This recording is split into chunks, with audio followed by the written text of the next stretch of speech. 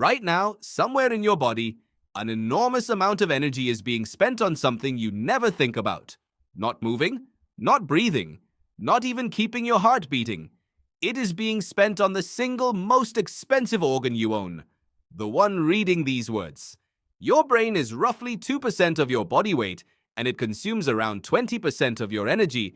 It is a metabolic monster. And the reason you can afford to run it, the reason your species has a brain this large and this hungry at all, may come down to a single technology your ancestors discovered somewhere between 1 and 2 million years ago. Fire, and more specifically, what fire did to food. This is one of the most provocative ideas in all of human evolution. The claim is not simply that cooking was convenient, or that it tasted better, or that it killed dangerous bacteria, though it did all of those things. The claim is far stranger and far more consequential. The claim is that cooking food is the reason you have the brain you have. That without it, you would not be able to think the thoughts you are thinking right now. And the evidence for this idea reaches into your gut, your teeth, your jaw, and the deepest architecture of what makes you human. Let us start with a problem. Brains are extraordinarily expensive to run. Every neuron, every signal, every thought costs energy. For most animals, there is a hard ceiling on how large a brain can grow, because the body simply cannot supply enough energy to power a bigger one. A gorilla, which is larger than you, has a brain roughly a third the size of yours, not because gorillas could not benefit from more intelligence, but because a gorilla's diet, raw leaves, stems, and fruit, cannot supply the energy a larger brain would demand.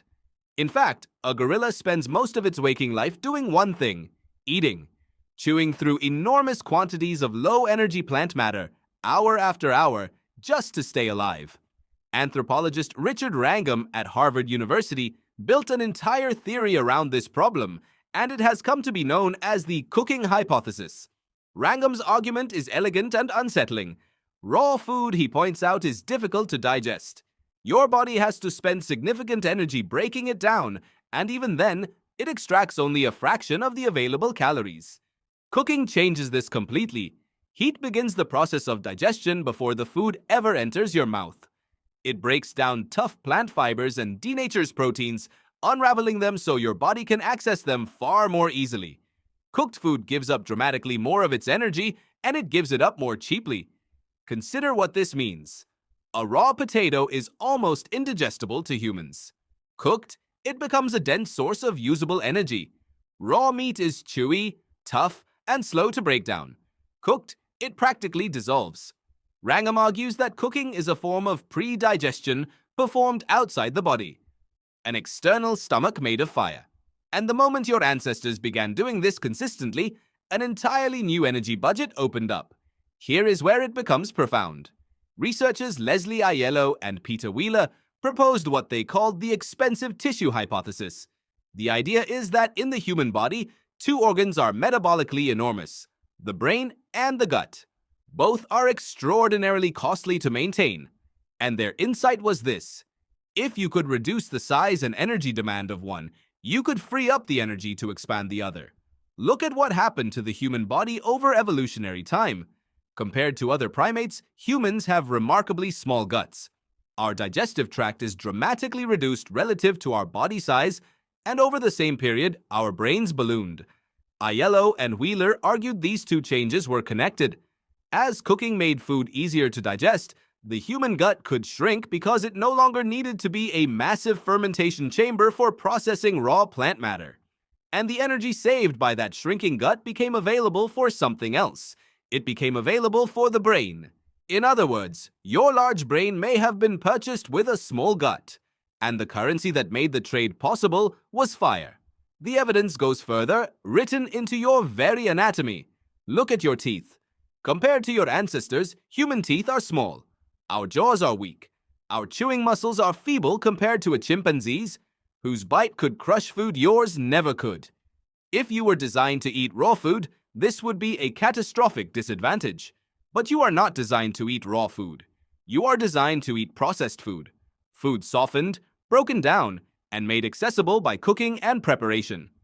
Your small teeth and weak jaw are not flaws. They are evidence. They are the fingerprints of fire on the human body. A species that had been cooking for a very long time would gradually lose the heavy chewing equipment it no longer needed. And that is exactly what we see. There is even evidence in how much time we spend eating. A chimpanzee spends around 6 hours a day chewing. 6 hours. Nearly half of its waking life is consumed by the sheer mechanical labor of processing raw food. Humans, by contrast, spend a tiny fraction of that time eating. Cooking did not just give us more energy, it gave us time. Time that was no longer spent chewing could be spent doing other things, making tools, forming social bonds, planning, teaching, and telling the stories that bind groups together. Fire liberated the human day.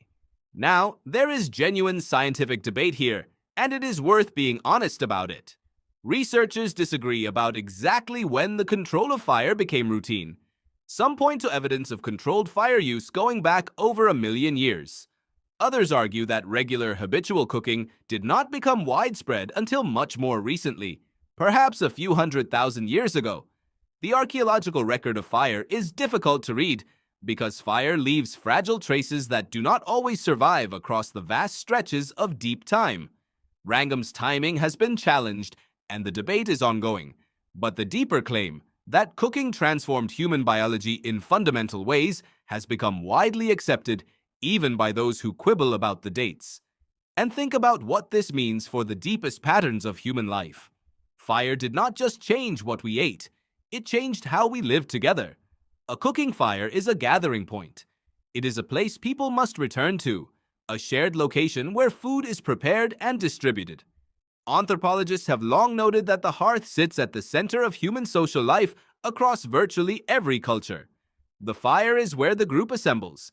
It is where food is shared according to social rules. It is where, in the dark, people talk and bond and tell stories.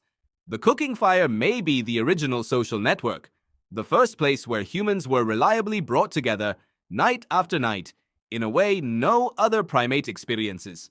So consider the strange chain of consequences. Your ancestors learned to control fire. Fire allowed them to cook. Cooking unlocked more energy from food while demanding less effort to digest it. That energy surplus allowed the gut to shrink and the brain to grow.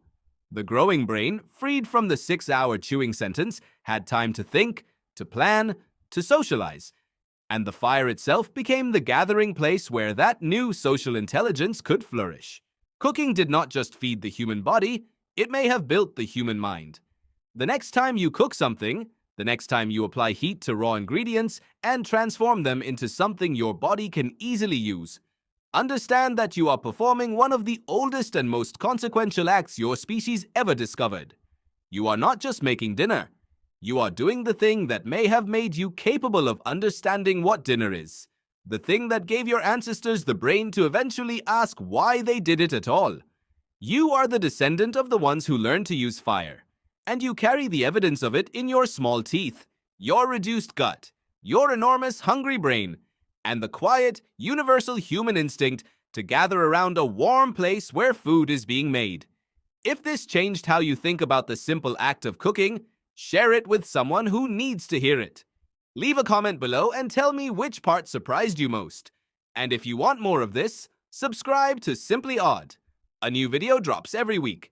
The next one might explain something you have wondered about your whole life without ever knowing what to ask.